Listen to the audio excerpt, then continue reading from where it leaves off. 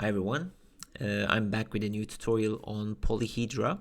Last time we were looking at expanding the types of polyhedra in the polyhedron component, and I'm actually going to be rebuilding this exercise file where we're going to work with these sorts of conic geometries. And for this exercise, we are actually going to use a specific type, the dual geodesic icosahedra types, and expand on these types of variations. I think there are 30 of them. And we'll be developing something like this that works with a curve attractor this time. And we're going to look at how we can actually override the parameters in a non-uniform manner onto the polyhedra. So let's actually copy this portion where we get the polyhedra to a new script so that we can build this exercise from scratch. So this is the type of geometry we are actually dealing with under the, let me actually delete these, under the type dual geodesic icosahedra. And to my surprise, the 30 types, they actually increasingly get more complex, and they use these sorts of hexagonal and pentagonal packing of cells on a almost like a spherical surface. So the more elements are added in the dual geodesic types, so if you start from 0 and go all the way up, you see that the number of cells are increasing. So initially we're actually going to do pattern number 1, which has the low count of cells, and then see what kind of complexity we get as we increase the amount of elements. So as you may remember, we have curves and meshes, but we are going to work with curves. So let's get the curves out of this polyhedra. And we can actually develop or look at one of these cells. So let's do list item again. And we have 32 elements here. So I'm going to be looking at the first in the list, which is this hexagon here. So this time I'm going to do something a bit different. I'm actually going to transform this geometry into a circle. So there are, of course, multiple ways of doing this, also a lot of formulas, but I'm actually going to be doing a geometric approach where we extract the centroid of the cell and get a radius value. Now, since we want the circle to be tangential to these edges, we want it to be touching these at a point, I need to pull this point to one of these corners or one of these edges and calculate the distance for the radius. So to do that, we actually do curve closest point, or you can also do pull point. So the geometry you want to pull is the polyline curve here. So that will go to the geometry, and the centroid will go to the point. So this is the closest point that it found. It could have been somewhere else, but assuming that this is the closest distance between these two elements. Now if I draw a line, we will be able to see that this is this length is actually going to determine the radius of the circle that we're going to replace here.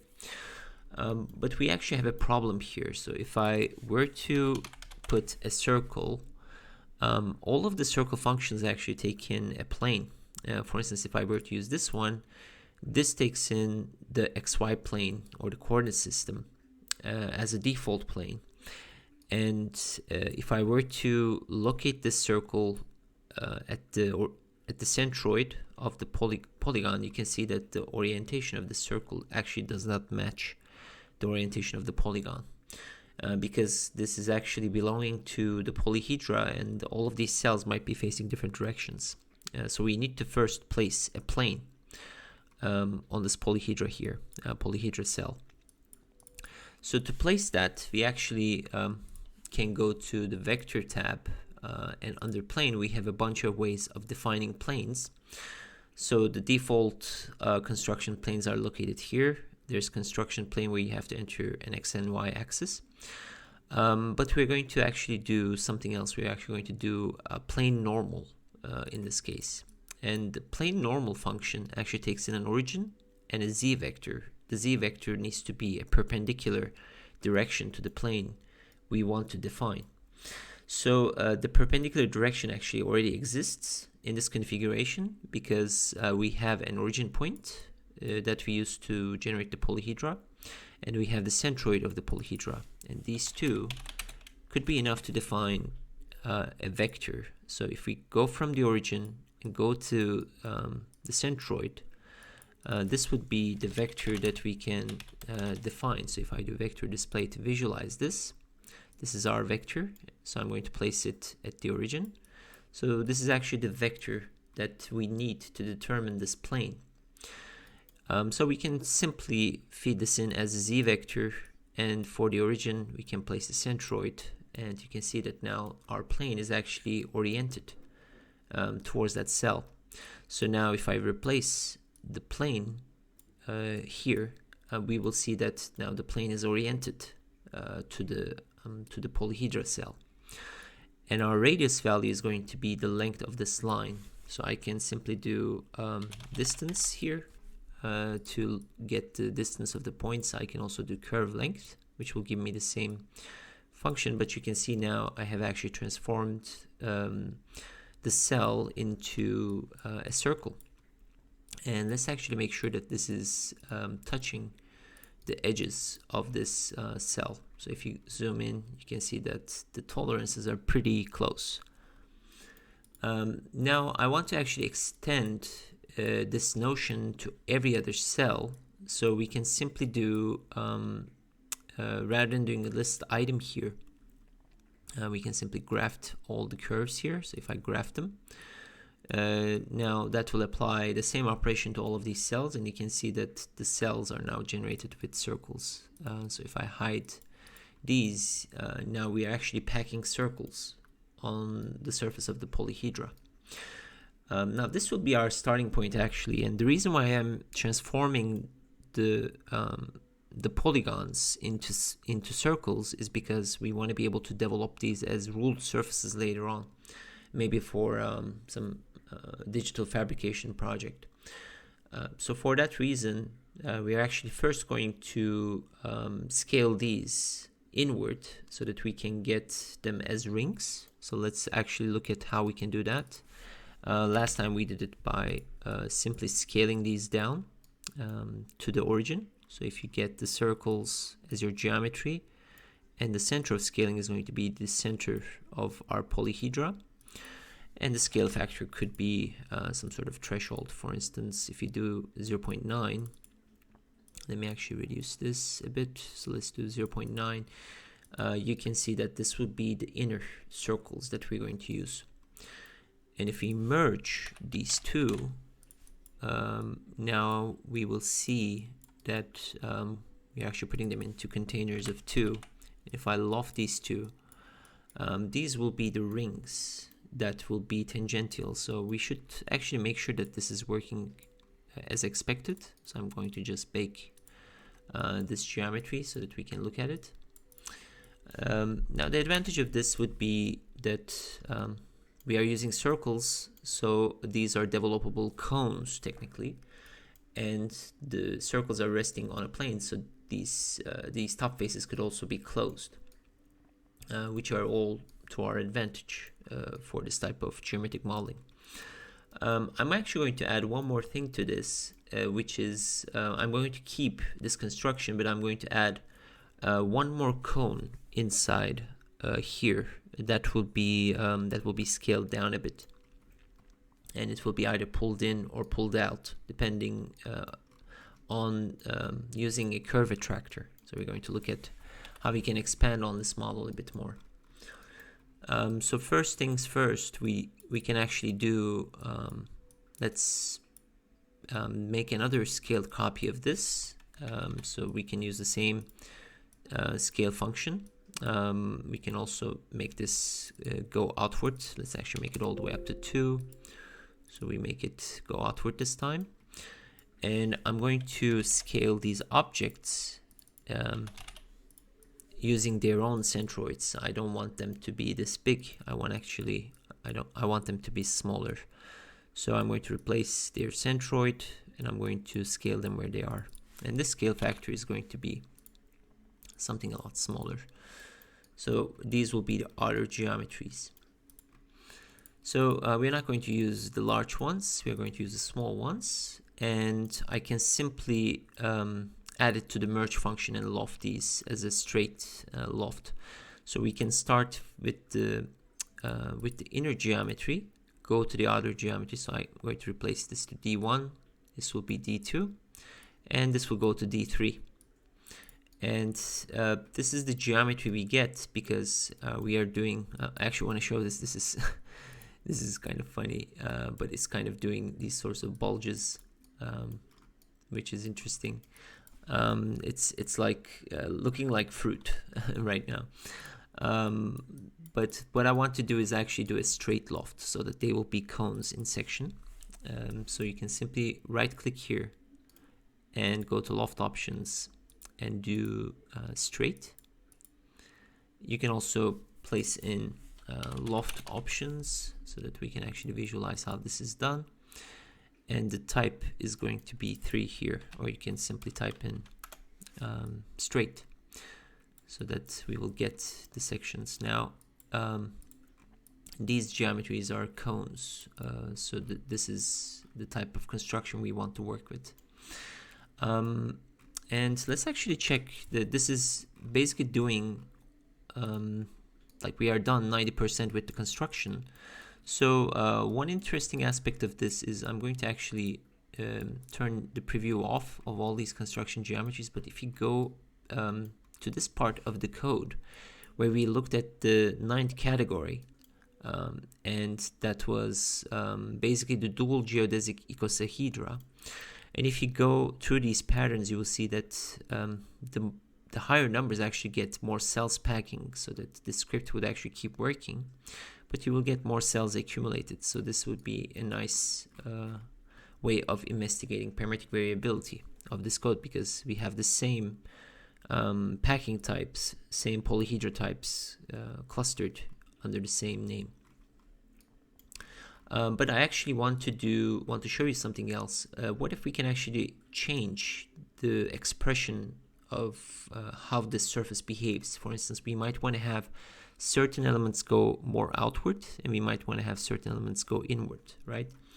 So we can actually achieve this by first using a point attractor. So I'm going to just place an attractor point here, and we can use the distance of this point so that we can see how the whole code will behave. So our cells initially are located here, right? So these are the origin points on the surface. So all I have to do is load up my point attractor here and look for the distance between our attractor point and the centroids.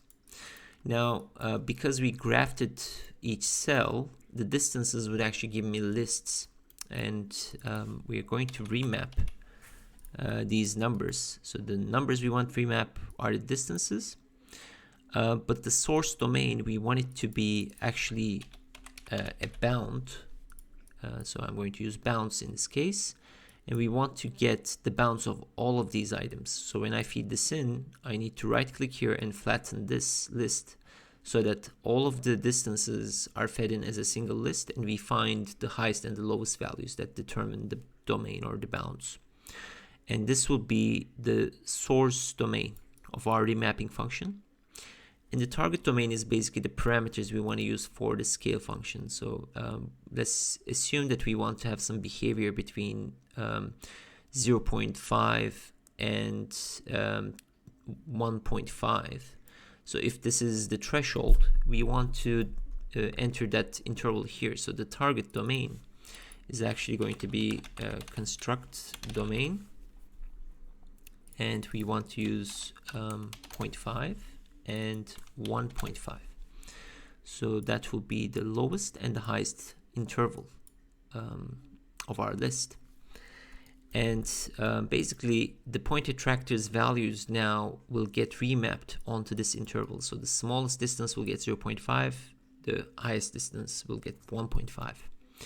And if I feed this in as the factor, you will see that the cells that are closer to our attractor point will get 0.5 scaling, and the ones that are farther away will get 1.5. So let's actually bake this and see what we get. So this would be the geometry that we are looking at. Now, this is not that much interesting because we're only using one point attractor, and another way of increasing the complexity of this sort of behavior will be to actually use a curve attractor.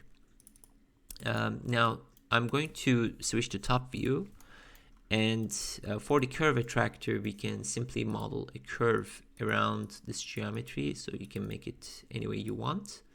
But make sure that this is also moving in 3 dimensions. So maybe some of these points are moving up, some of these points are moving down. So maybe something like this. And this time I want to load my curve into Grasshopper. And we want to, now we don't have an attractor, but we are calculating distances to these cells. So the first thing I need to do is find the closest point on the curve for these centroids. So we can do that by using curve closest point, which is located under curve tab, curve and analysis. So this will be our curve, and these will be our points, and they will give me corresponding closest points on the curve. So these will be used to calculate the distance. So all I have to do is now replace the point attractor with these new points, and now you will see a different type of behavior. Now the curve is actually filtering out the smallest points, and if you want to have more behavior, maybe the higher values we want to amplify them, we can actually play around with this amplification here. So maybe we increase the scale to be 2, and you will see that where the curve is passing, we will actually get low parametric behavior, and where it's high, we actually get magnitude increased. So let's actually make it 1.8, and we have hidden the curve geometry, so I can bake this actually. So this is the output of the script now. So you can see that this location is where the curve is getting closer to our polyhedra, and where we have cones that are protruding a lot, that's those are the points that are basically far away from our curve attractor. So you can also create some sort of asymmetric behavior using different sorts of attractors using this method. And one advantage is this is fully interactive. So if I were to move the curve attractor, it will recalculate the behavior of the attractors and the distances, and I can actually get a lot of novel behavior this way. Let's actually move this curve as well, maybe to the inward, so you will see that now it's creating more interesting behavior. And lastly, what I would do is bake a bunch more other iterations using different patterns here. So we can actually increase this number to, let's say, 20, and that will actually give me a lot more cells now. So this is let's see how many cells we get actually. This one has 522, so it has a lot of elements. Let's actually lower the polyhedra type. This one has 272, so I'll just bake this iteration too so that we can look at it. So this is basically how you can use curve attractors to model this sort of parametric behavior on polyhedra. And one last thing I want to show is this is one of the building blocks of this aggregation, right? So these are tangential elements, so we can actually connect them. But one other nice thing about this is if I were to isolate one of these cones, this is actually a fully developable surface. You can see that we have these seam lines here, and these are basically cones. So what that means is we can actually unroll these geometries. So if you type in unroll surface and turn off explode, if you look at it in the top view, this is the unrolled version of that cone. So these two edges would actually connect if you were to fabricate or cut this throughout some material like paper. So there you have it. This is this was basically an exercise using dual geodesic icosahedrons, and we looked at curve attractors to actually get some sort of parametric behavior on the surface patterning. So I hope this was helpful. We will be looking at future in our future tutorials to other types of polyhedra and other types of aggregation models as well. Thank you for watching.